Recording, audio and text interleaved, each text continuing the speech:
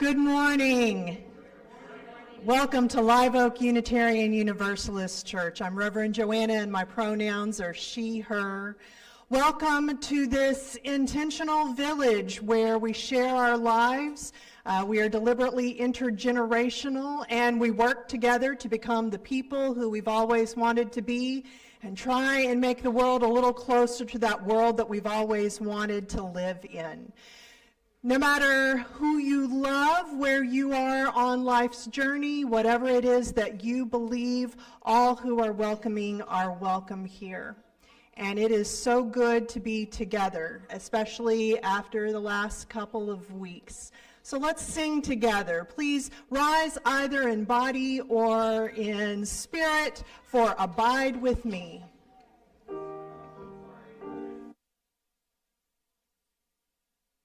Make more of a musical experience today, so can we sing the second verse in a whispered tone, and then third verse we're going to be a little louder than all of the other verses. Thank you.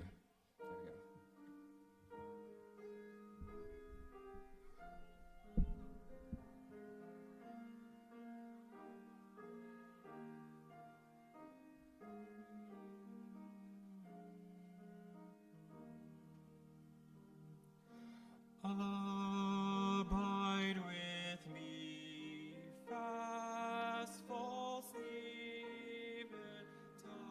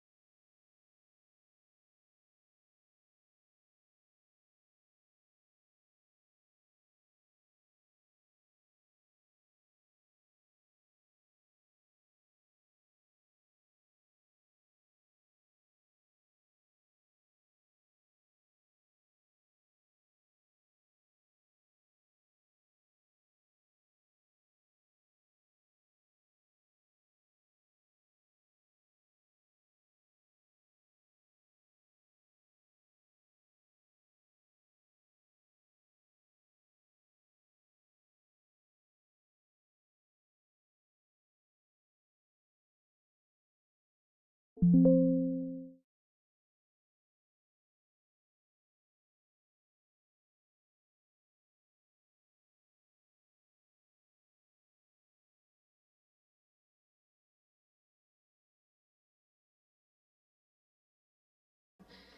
also want to let you know about a protest, an Ice Out protest later today from 2 to 4 at the corner of North 183A Access Road and Whitestone Boulevard. It's near Amy's Ice Cream. And if you want more information about that, see Richard Wayne. Generosity is one of our Unitarian Universalist values, and one way that we practice this is by sharing our offering with an organization that upholds our vision of creating beloved community. This month's recipient is the Texas UU Justice Ministry, and here to tell us more is Biz Thornton. Ooh, love that welcome. Thank you. Good morning. Thank you so much for having me here today. It's wonderful to see y'all, and it's always wonderful to be here at Live Oak.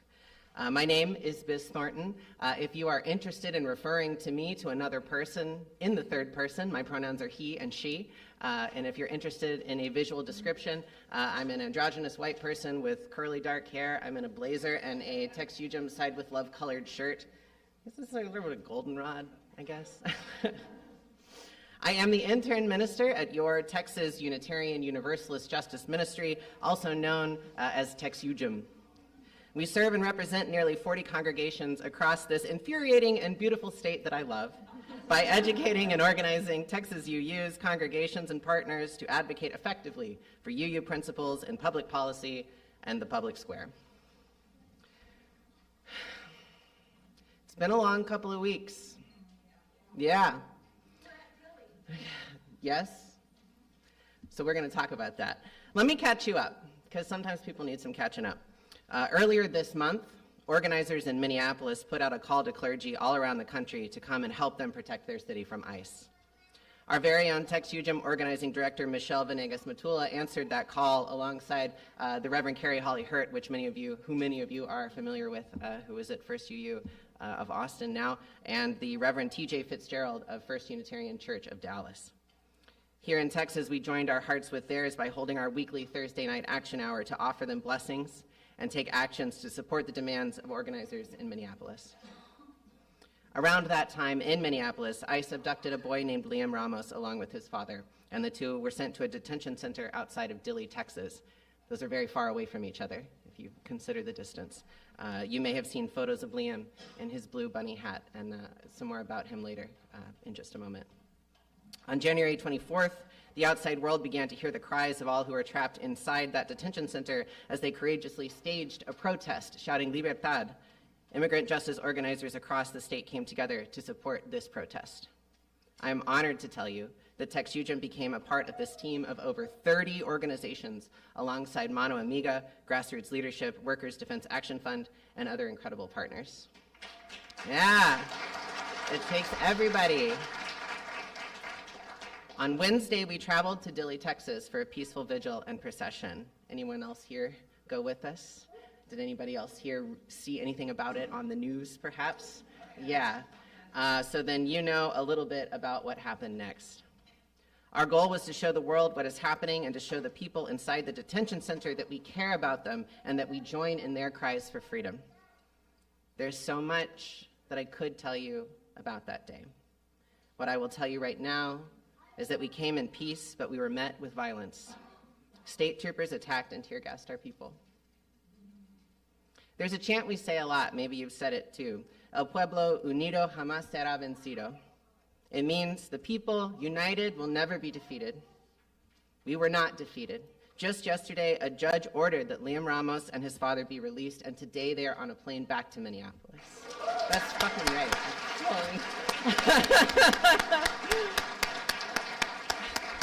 A ministerial skill I have not learned is to not cuss into the mic, so I'm just excited. It's worth celebrating, and there's work to be done. Countless other people, including many children, are trapped inside of that detention center because it is a detention center for families. Minneapolis is still fighting back against ICE, and people all over the country are living in fear. In response, TexUGM is now working alongside UUs across the country to create a week of action, and you can join in from wherever you are, wherever you want to join in from. Right now, we are organizing a phone blitz that will result in key legislators being called every 3 minutes for an entire 40-hour work week. That's right. I'm not swearing into the mic this time. Okay, during legislative sessions, I often talk about the spiritual practice of being annoying. I think it's good for your spirit, especially UUs. As heretics, right? We have to be annoying. I think now is the perfect time to take on that spiritual practice. Let your prayer for a better world take the shape of an extremely annoying phone call along.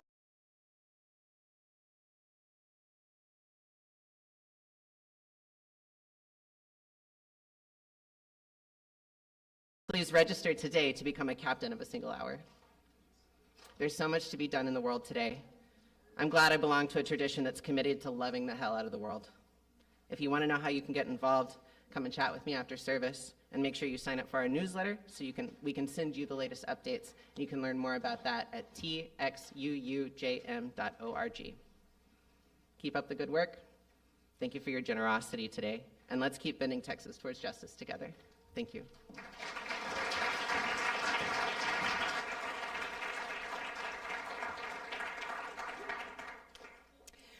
Today, we are giving a special award in conjunction with the beginning of 6 months sabbatical leave from duties.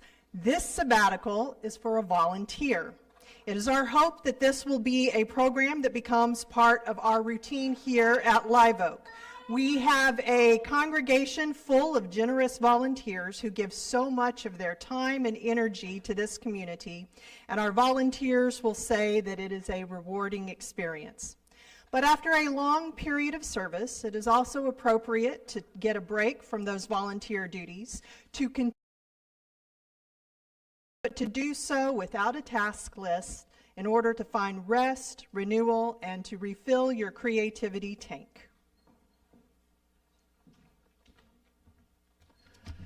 So our guinea pig to this program was hand-selected because of his years of service, always, let's just say always wearing multiple hats, from being on, I have to get all this, we wrote it down because there's so many things, being on the team that created the labyrinth, serving on the ministerial search team, working on the website, sound board, executive committee, buildings and grounds, safety, and probably a lot more that I haven't even mentioned.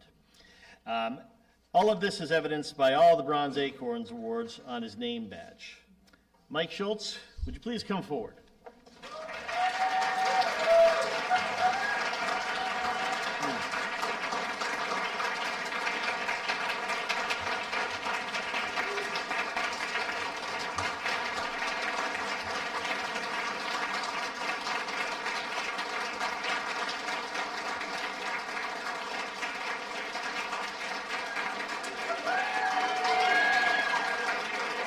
You have to do a dance or something.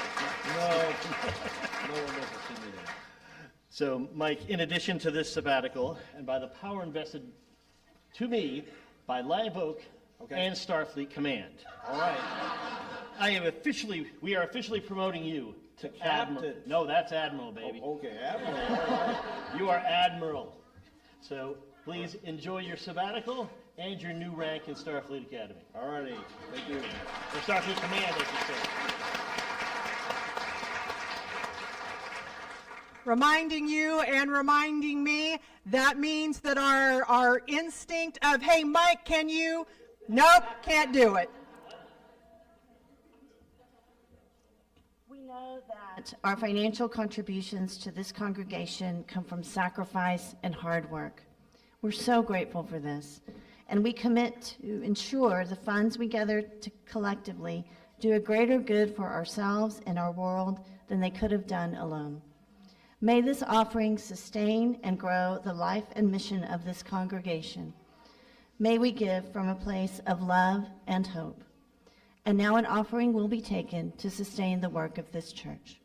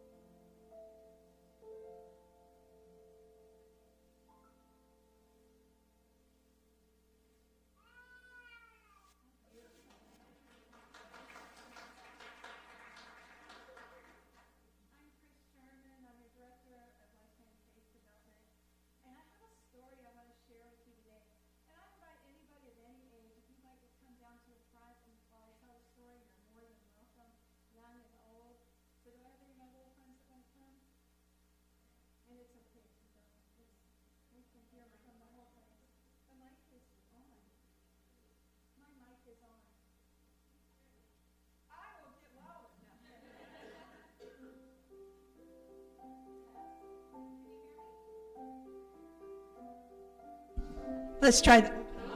Ooh. Let's try this. Hey, I want you to do something for me. I love that segue. Thank you. I want you to look at your hands. Like, actually take your hands and lift them up and look at them. They're incredible.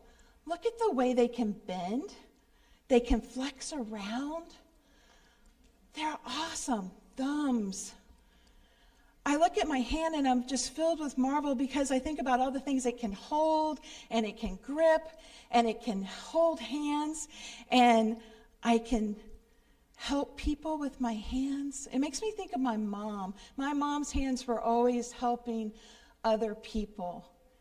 They were always helping and they always made me feel safe and they always made me feel loved. So look at your hands and what a miracle they are. My friend Sam, they used to look at their hands and wonder what they could do with them. And one morning on the way to school, Sam saw a neighbor that had really heavy groceries, and they were struggling with them. And Sam wondered to themselves, I wonder what I can do. And they looked at their hands, and they went over and they offered to pick up a bag and carry it. And it helped. The hands helped. Later that day, Sam's at school and he sees somebody that's new from across the playground and they don't know where to go or where to sit. And Sam says, what can I do with my hands? What can I do? And they look at their hands and they wave. Come over here. You can sit here.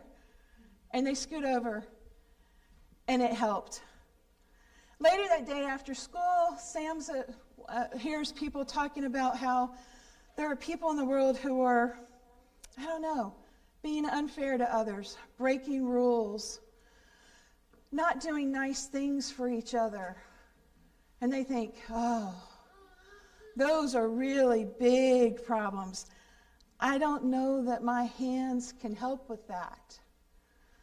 So that night, Sam goes to a trusted elder and says, is it true, or do you think I have to be big or I have to be loud to be a helper, for my hands to be able to help? And the elder smiled and said, no, the most important thing is that you notice. When people notice what needs to happen, when they notice where people need help, that's where the magic comes in. It's all in the noticing. So Sam found out that by noticing and continuing to notice, that you could make signs with your hands, you could write letters with your hands, you could give out food, you could hold someone's hand who was having a hard time. Your hands can tell the truth. Your hands can show up again and again and again. And sometimes being a helper means standing beside someone even when it's hard, even when you feel scared. Like when you see someone being bullied and you stand up for them. What can my hands do today? Sam never stopped asking that question. What can my hands do today? So I invite you again to look at your hands. Look at the marvel that is your hand. I wonder when you've used your hands to be a helper. And I wonder who needs helpers today. And I wonder how you can be a helper in your life. Now, when you guys go back over to the playground, you're going to find a sheet, and you can trace your hands, and you can come up with different ways that you can be a helper with your hands. And I hope that maybe you'll share them with me afterwards, and maybe share it with everybody if you feel like it. So may we always remember to use our hands, to use our hearts, and to use our voices to be the helpers that we can be. And with this, Miss Amelia, our story is told.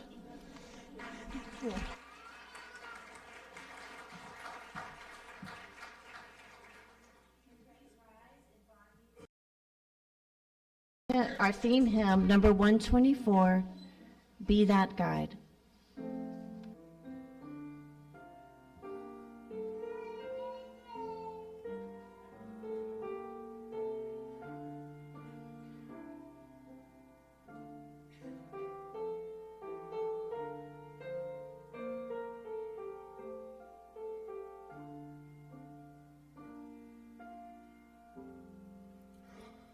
Be that guide whom love sustains, rise above the daily strife, lift on high the good you find, help to heal the hurts of life. Be that helper, nothing daunts, doubt a friend or taunt a foe. Ever strive for liberty, show the path that life should go. Be that builder, trusting good, bitter though the test may be. Through all ages they are right, though they build in agony. Be that teacher faith directs, move beyond thy old frontier. Though the fright and fear that faith be tomorrow's pioneer.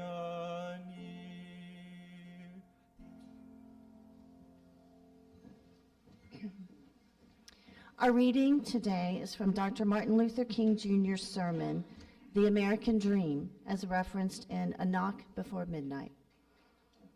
About 2 years ago now, I stood with many of you who stood there in person and all of you who were there in spirit before the Lincoln Monument in Washington. As I came to the end of my speech there, I tried to tell the nation about a dream I had. I must confess to you this morning that since that sweltering August afternoon in 1963, my dream has often turned into a nightmare. I've seen it shattered. I saw it shattered one night on Highway 80 in Alabama when Ms. Viola Liuzzo was shot down. I had a nightmare and saw my dream shattered one night in Marion, Alabama when Jimmy Lee Jackson was shot down. I saw my dream shattered one night in Selma when Reverend Reed was clubbed to the ground by a vicious racist and later died. So yes, the dream has been shattered, and I have had my nightmarish experiences. But I tell you this morning, once more, that I haven't lost the faith. I still have a dream that one day all of God's children will have food and clothing and material well-being for their bodies, culture and education for their minds, and freedom for their spirits. I still have a dream this morning that truth will reign supreme and all of God's children will respect the dignity and worth of human personality.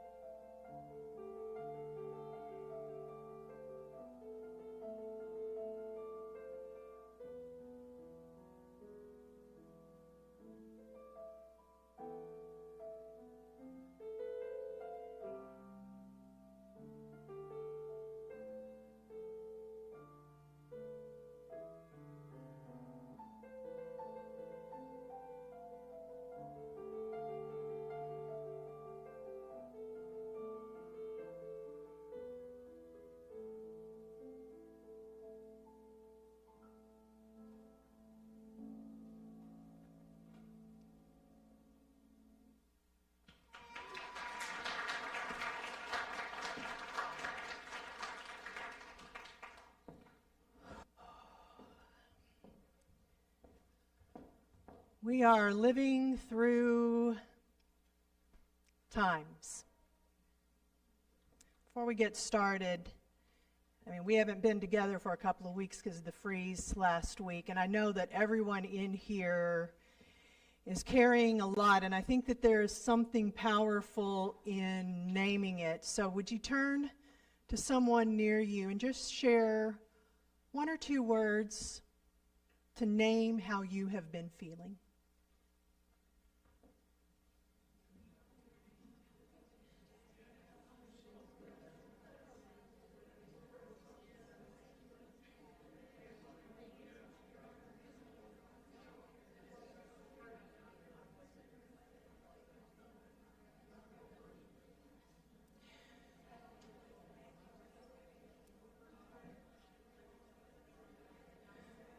We are living in times. What these times are hasn't been named yet. I'm sure that at some point someone is going to coin a term for this epoch we are living through, that this period that we have been living through since 2015. But we're still in it right now, and usually the names for periods don't come until afterwards. I hear a lot of debate online about what this parallels. Is this like 1930s Germany? Is this like Jim Crow, especially in the South? It's my opinion that it is what it is. It is now. And it has its own uniqueness, which doesn't mean that there are things that are unprecedented. As humans, there's this thing built into us, I think because of evolution, where we look for patterns. Now, some days, that can go a little overboard, right?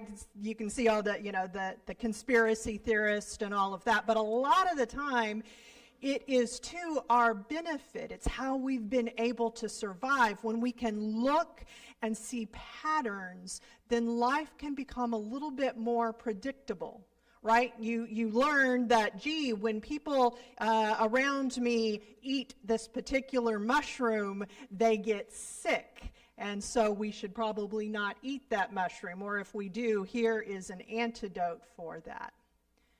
The more we can learn about history, the more data we have for looking at patterns, for seeing patterns that can still be relevant today. So today I want to go into our Unitarian Universalist history and do a deep dive on one of our heroes. Our intern minister, AJ, mentioned them 3 weeks ago, Viola Liuzzo, because I think that there's a lot of things about her life and her death that we can learn from right now. Now, first of all, I want to give you a fuller picture of who she was. Anyone know the term hagiography? I don't think I learned it until I went to seminary, and then I learned the literal meaning of it was when they would write the biographies of the early church saints, those were hagiographies. You didn't include anything ordinary. You certainly didn't include any of the flaws because these were saints. And it is now used metaphorically because we do have a tendency with our heroes, even in our own families, right? Like everyone knew that, Uncle Clyde was a bit of a scoundrel, but at his funeral, no one wants to talk about that.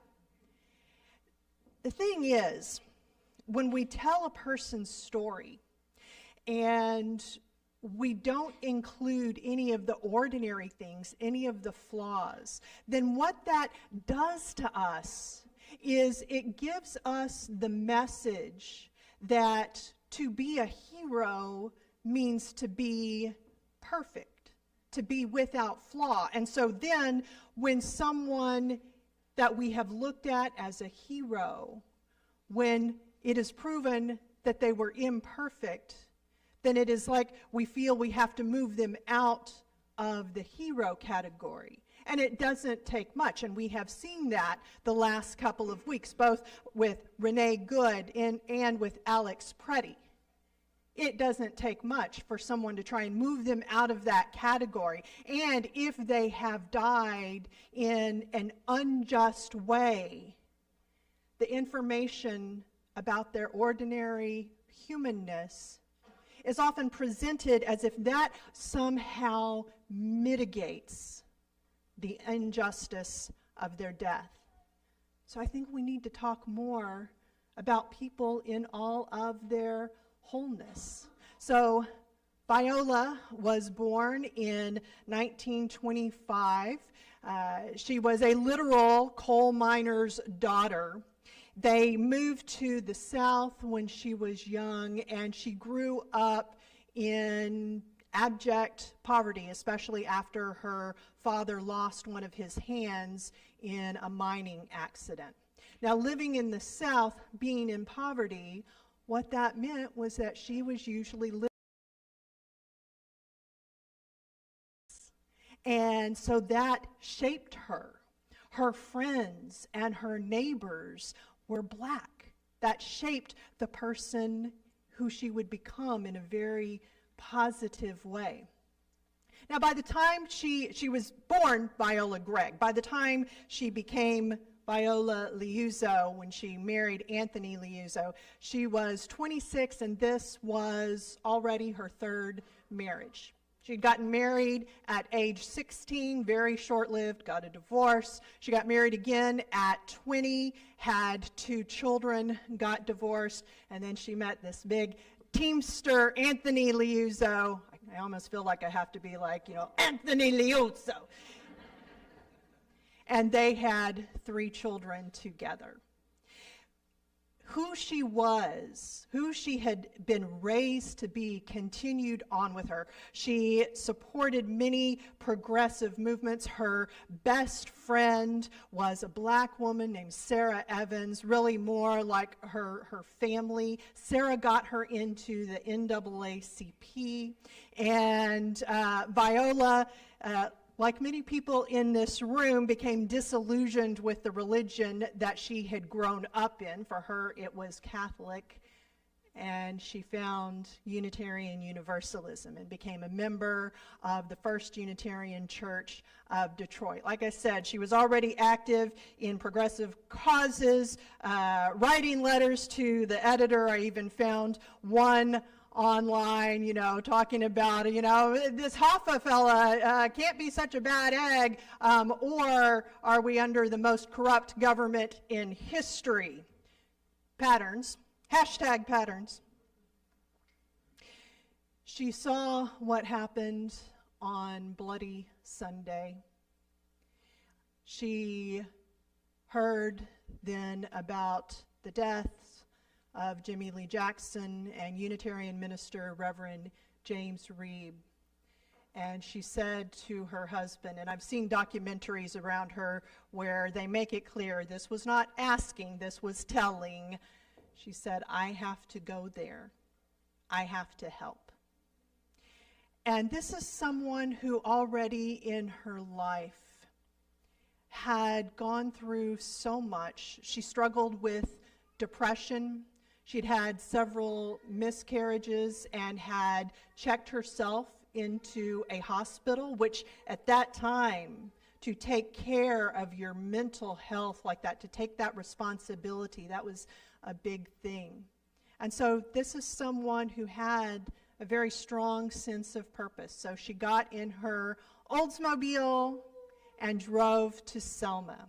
And the first day that she was there, she marched. Someone later found this picture of her, I don't know if you can tell, barefoot, carrying her shoes. She didn't go back home after that. She was there to help.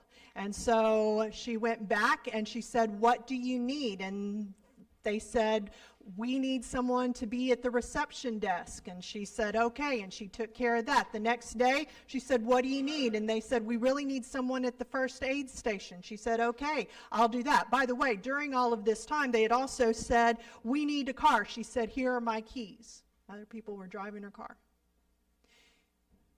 The following day, They said, what we really need is for someone to be picking at our marchers, or, they're going to Montgomery, people to pick them up and bring them back to Selma. We're going to have different races in the car. People will see you. This will be dangerous. She said, give me my keys. Let's go. Made several trips back and forth. And then on her last trip, it was her and Leroy Moten, a young black man, and a car of 4 Ku Klux Klanners pulled up and ended her life. Leroy was knocked unconscious, and when he came to and there was no one around, then he was able to go to Selma to let them know what had happened. Unlike what we have seen in the last couple of weeks, the first response from the country and from the government was horror that this happened and support for her and her family. The governor of Michigan declared, 2 days mourning. The president, it was LBJ, got on the phone with her husband. Vice President Hubert Humphrey went to her home and sat with her husband and her children. And uncharacteristically, think about some of the other cases involving deaths of civil rights workers at that time. Uncharacteristically, the FBI was just almost immediately able to identify and arrest the perpetrators. The reason why they were able to do that is because one of the perpetrators was a paid FBI informant. Questions started coming up immediately, like, why didn't he stop this from happening? Who actually did the shooting?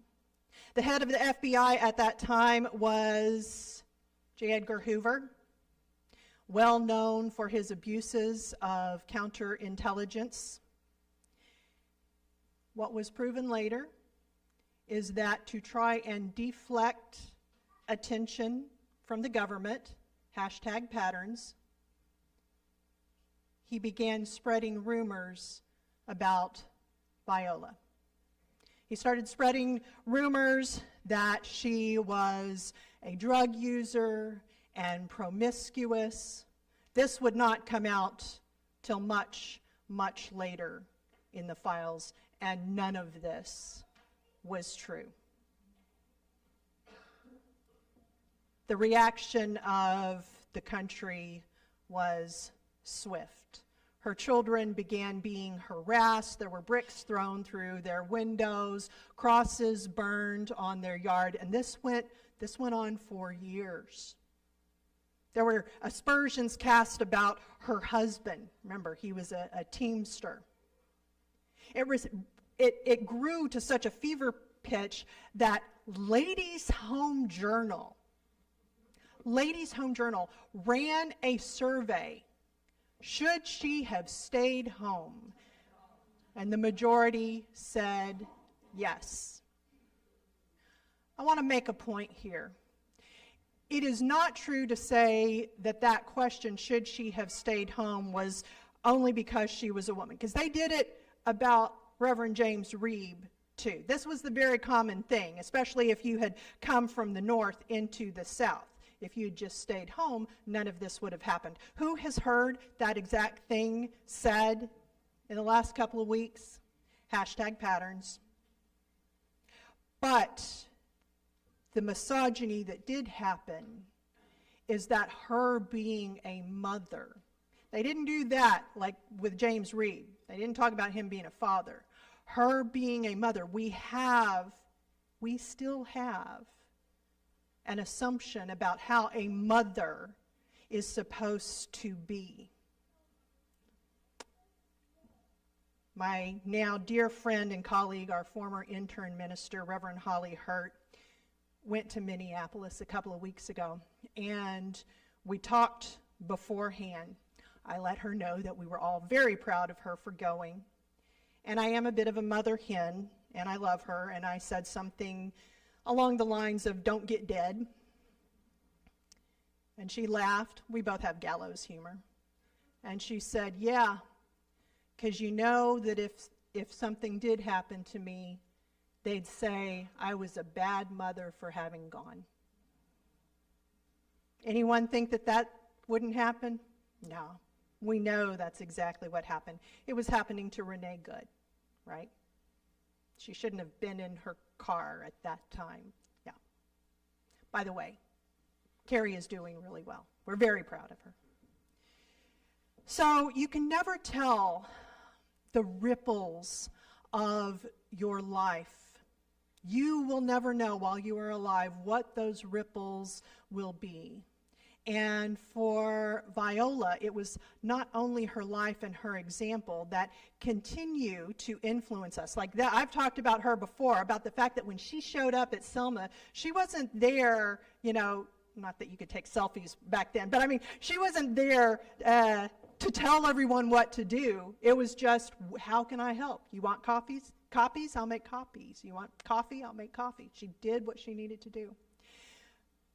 Her death, though, you may not know this, continued to change our world, and it was not for quite a while. So in the 1970s, Congress had passed the FOIA, the Freedom of Information Act. First, her family asked through it to get her file, and they filed a suit against the government because her file was thicker than the entire file the FBI had on the Ku Klux Klan. They lost that case, which I think most legal experts still consider to be very unfair. Now here's a twist you didn't see coming. Playboy used to do investigative journalism. And so they were, in the early 1980s, doing a story titled, "Did the FBI Kill Viola Liuzzo?" Because the thing is, we still don't know who killed her. The informant, Gary Rowe, had a reputation for violence of his own. And when they wound up doing lie detector tests, and the ones they had said that these were the ones who had done it, they passed, and he didn't. So Playboy asked for those files, and the government said, well, we can only release certain parts of it. Other parts are exempt. Hashtag Playboy won. And the government said, and it is still the law today, when the government says certain parts of a file are exempt from the FOIA, it has to go before a judge for the judiciary to make that decision. The government cannot just and the government has to say, this is why this is exempt. They can't just say, give vague answers for that. So her life is continuing to be relevant, her life and her death. We look for patterns. We don't have enough time today to talk about all the patterns that we can look for, but I think I've already given you a little bit of history. By the way, if you want to know more about Viola Liuzzo, there's lots of information out there, including a documentary that you can stream on Amazon. But here's one pattern I want you to become aware of that people are already talking about. We are seeing this right now in Minneapolis. Darvo. I apologize if this is triggering to anyone. This actually comes to us from the person who coined the term is Jennifer Freyd, and her specialty is in abuse. And she has identified this as a pattern that abusers will use against their victim of deny, attack, and then reverse victim and offender. Well, you're the one who caused me to do this. I want you to remember that in the coming days. I can guarantee if you look back at the last 2 weeks, you can diagram it, and we will continue to see this. There are people who are saying, and it is true, that our whole country has a history. We have to move through the American exceptionalism so many of us have been raised with. This is, in point of fact, very predictable. There are so many stories that we can look at that go, yeah, this is just another iteration of what our country has already done. My friend and colleague, Reverend Meg Riley, lives in Minneapolis, and she was talking about what we have done to the Lakota people in our history. And she said, no one who knows our history can ever say this is not who we are with a shred of credibility in Minnesota or anywhere else in the U.S. But we can certainly say this is not who we are willing to be now. They came for the helpers. I mean, that's one of the hard things we have to face. You know, when Mr. Rogers said, when something bad is happening, look for the helpers. But the other reality is we're not the only ones looking for them. And I say that, and I hope that you don't take that to mean don't be a helper. But it is a risk. And it's a risk that I think we all have to face. But we can change the world every time a helper says, hey, I can do that. We add our weight to the arc of the universe bending toward justice.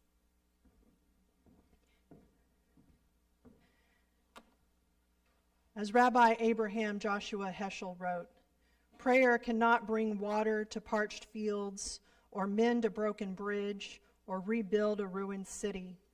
But prayer can water an arid soul, mend a broken heart, and rebuild a weakened will. I would add that this is where we give words to the yearnings of our hearts. So in that spirit, may we pray. May we be open to these times in which we are living, not to hide from them, though we may have to take rest,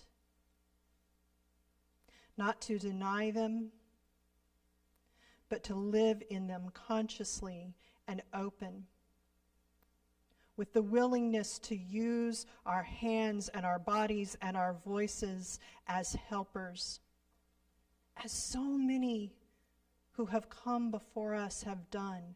We stand on the shoulders of giants. So many people who have allowed us the opportunity to be here. And in this religion, we are still influenced by the words and deeds of the prophetic people who came before us, who led with their lives. May we draw strength from their example and peace from the assurance that we are not alone. Being in a community, we share our lives with each other, including the significant milestones, joys, and sorrows. And today,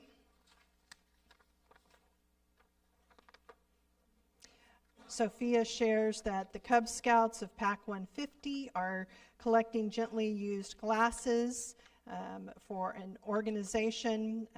You can see Sophia Castilla Fuentes if you are interested in helping with that.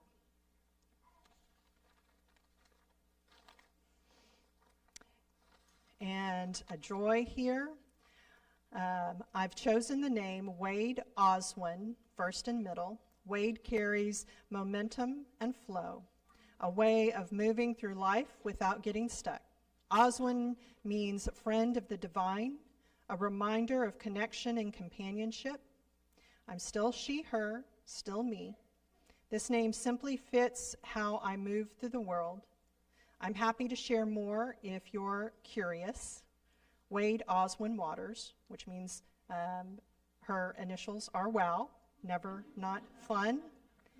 And may I share how they knew you before? This is Liz Waters.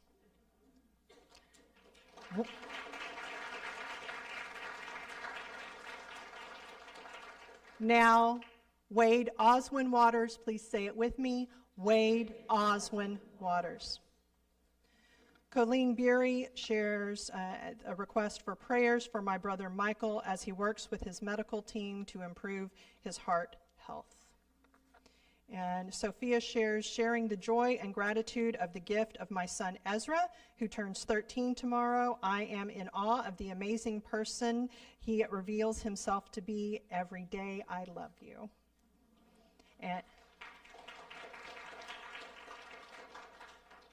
And Richard Wayne shares, I'm proud of my son Evan, who was listed in Texas Monthly as a best in Texas for helping bring needed supplies after the Sandy Creek flood. Another helper. May we bear witness with the concerns both expressed and silent in our hearts. Amen and blessed be. Please join me in singing.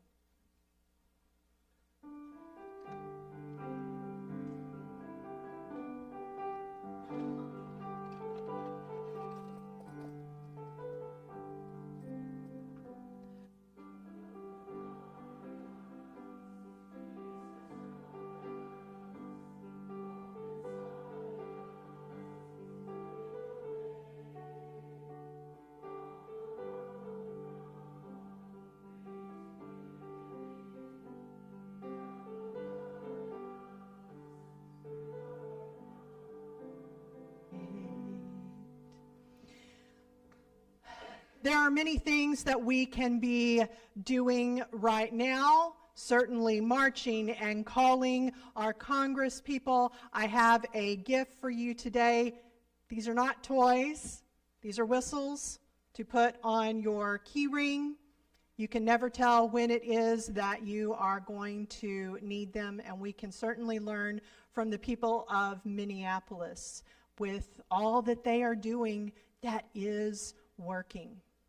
The other thing we can learn from Minneapolis is to build community, and not just the community right here.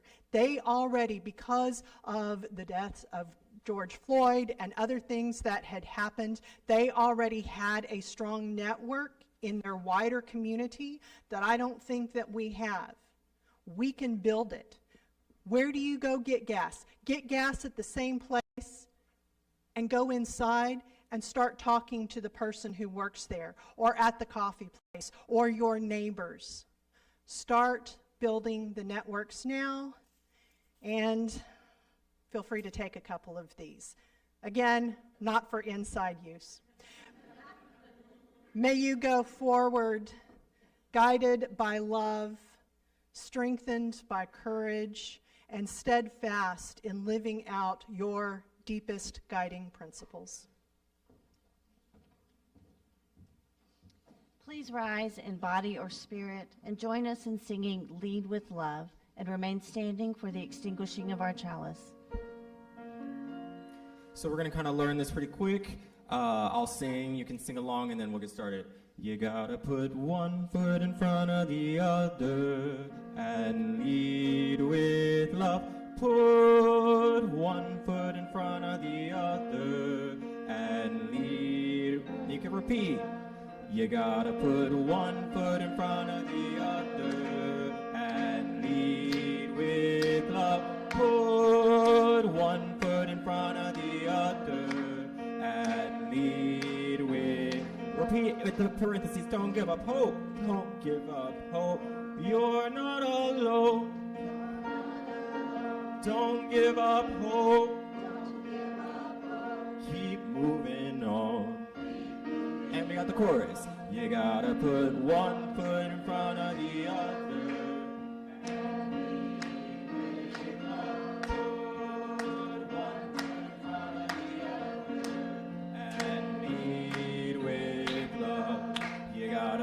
one foot in front of the other and lead with love. Put one foot in front of the other and lead with love. Lift up your eyes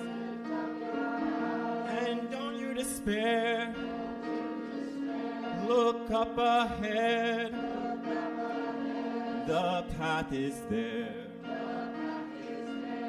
You gotta put one foot in front of the other and lead with love. Put one foot in front of the other and lead with love.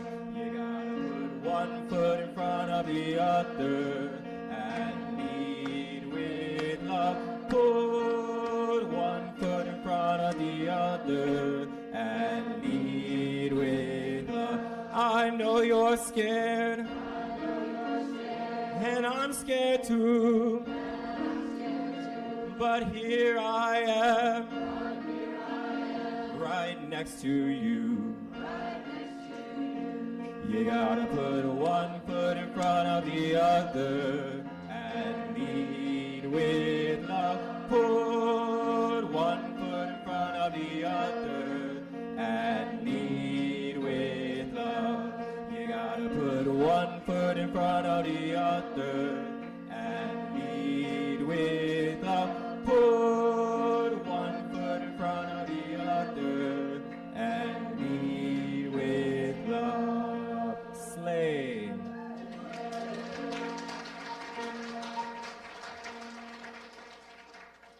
As we extinguish our chalice, let us say these words to each other. Take courage, friends. The way is often hard, the path is never clear, and the stakes are very high. Take courage, for deep down there is another truth. You are not alone. You may be seated. What a gift it has been to be together today. Thank you to today's home team that stands for hospitality and membership. They provided hospitality and worship and tech leadership. That includes Mike, Tracy, Linda, Dawn, Robin, Cassandra, Julia, Richard, and Benson. So let's